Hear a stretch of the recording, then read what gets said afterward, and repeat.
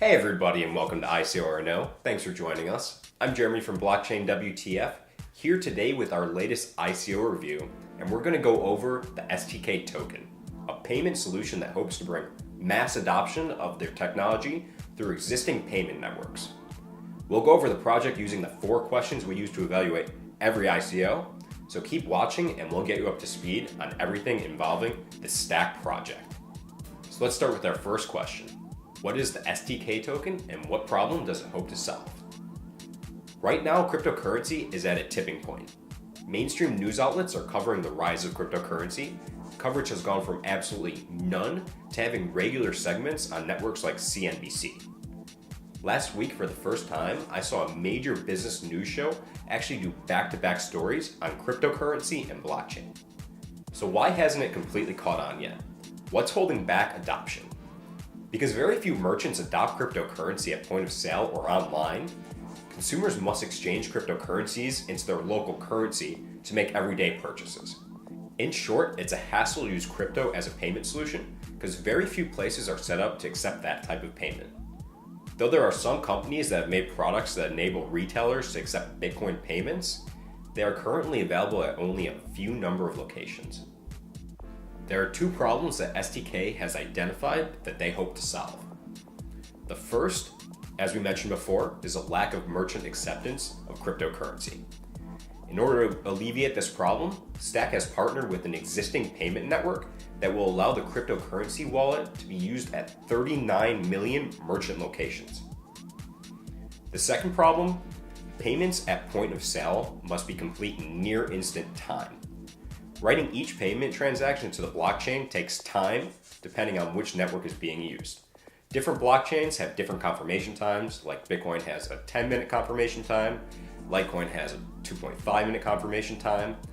Imagine paying for something at your local store and then sitting around waiting for that payment to clear for about 10 minutes. That's just not practical. So Stake uses something called state channels. What are state channels? Well, they provide the speed required for Stack's point-of-sale purchase mechanism, allowing for near-instant purchases that don't have any clearing times. How does this work? At the moment of purchase, the user sends STK tokens to Stack in exchange for fiat, and Stack exchanges the crypto to fiat using their liquidity pool in order to make purchases through their global payment network. This is a cost-effective approach to enabling payment transactions. Stack offers its members many services, including real-time conversion from crypto to local fiat currency at the point of sale, a tap-to-pay functionality on the Stack mobile app, and participating third-party mobile wallets that incorporate the Stack technology, a multi-currency wallet introduced by Stack itself that will hold both crypto and fiat currencies, an ATM debit card, and the ability to withdraw cash from any ATM. Each Stack account includes a Stack card, which is prepaid, and that's used in concert with the Stack digital wallet.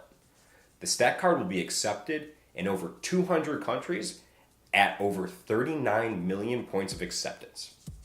This is possible through card issuance partnerships with existing global payment networks. With that, let's move on to our second question. What are the market conditions facing the STK ICO? Payment channels are going to have to develop if we're going to see this type of project take off. The good news, they are well on their way, as this project is evidence. The bad news, there are a lot of other projects that are trying to accomplish the same goal. Just off the top of my head, there's Bancor, Monaco, and 10x. Most of the projects that we cover are kind of pioneers in the niche they're carving out, but this is such an obvious application of blockchain technology. This space is already crowded, and some projects have head starts over others. Something interesting other payment solution products have done, they're isolating certain geographic markets and making strategic partnerships in order to make their project's goals more achievable. The perfect example is Omise, which has set up a partnership with McDonald's Thailand. However, just because the space is crowded doesn't mean this project won't find success. Another reason that the space is so crowded is demand is very high. People are looking towards this technology to pave the way for payment solutions. It might be an uphill battle, and only time will tell which one of these payment solutions, if any, end up making in the long term. The major advantage that this project does have, however, is that they're going to be using an existing payment network to complete part of their transactions. The other part of their platform is currently in testing and does not look to be too far off. And getting to this step first, releasing a platform, that could be a big deal that solidifies their place in the market. With that, let's move on to our third question. Who's behind the Stack project and the STK token? The white paper states that their team has lots of experience in several different fields.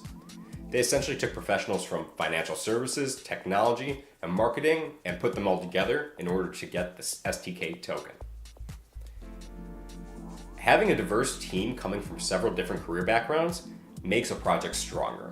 You don't want to see a project with all tech people or all marketing people. The strongest projects are going to have members of various backgrounds. In addition, one of their advisors is Alex Tapscott. If you don't recognize the name, he's pretty much on the Mount Rushmore of blockchain technology. So it's kind of a big deal. That's not a name that you see on every project. And let's move on to our final question. What are the details of the STK token sale? STK tokens will be available for purchase starting November 13th, and the estimated cost per token will be about 16 cents US dollars. STK tokens for sale represent 55% of all STK tokens. 45% will be sold in the pre-sale.